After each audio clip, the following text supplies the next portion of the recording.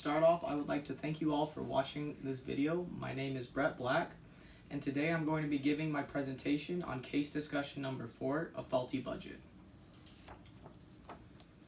To start off, I would like to give you a brief summary of the issue we are dealing with here.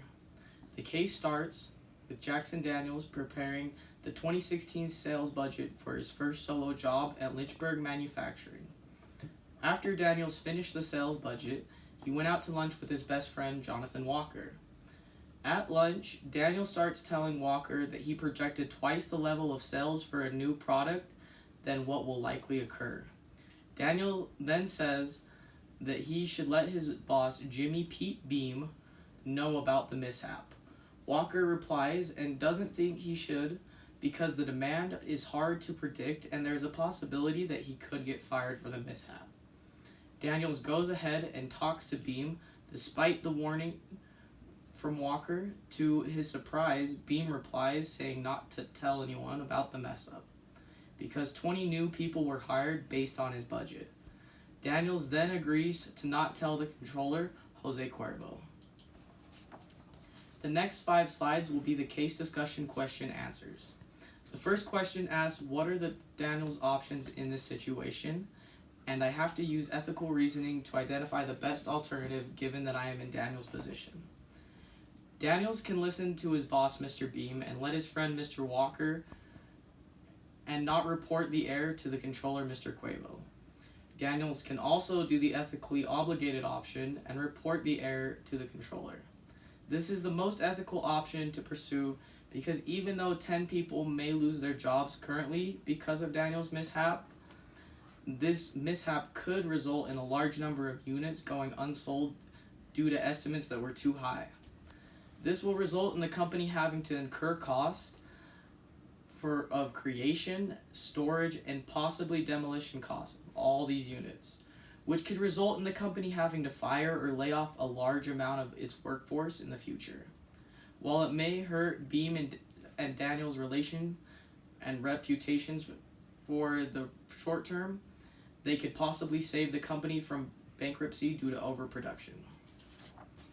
The second discussion question is, given that you have decided to take some action, even though you have agreed not to do so, who would you approach to express your point of view and why? For this one, if I were Daniels, I would know I have to take this issue to Jose Cuervo because I couldn't go to Beam or else the problem would never get solved. Beam isn't going to fire the 10 people because of the mishap because he doesn't want to hurt his reputation. The third discussion question asks, what's at stake for the key parties? For Daniels, he has the responsibility of being let go due to his error in the sales budget.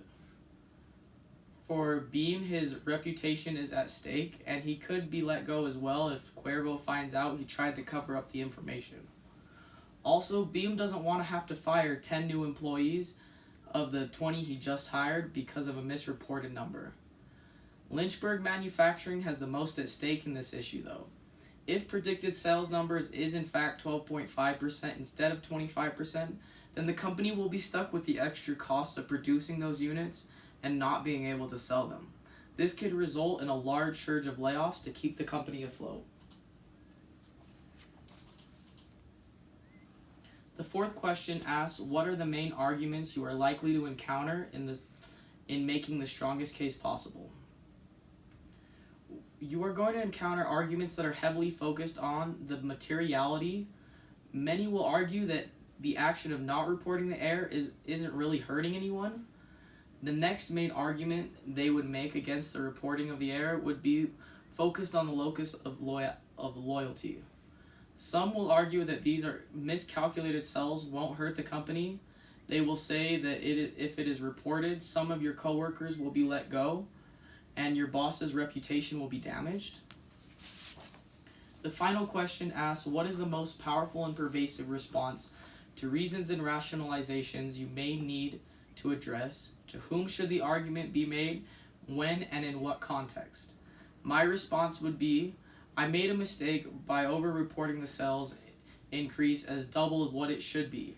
I know a few of our new hires will be sent on the job hunt for my error. However, If I didn't report this error, I believe it could have resulted in a much larger financial impacts down the road that aren't expected. I would tell this response to the controller Jose Cuervo because he's the only one with the power and will act on what I say. I would report it as soon as possible to Jose Cuervo, either in person or in email. You want to report it before the new hires get too acquainted with their position in order to avoid the extra labor costs.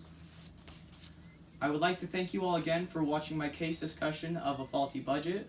I hope you all have a wonderful rest of your days.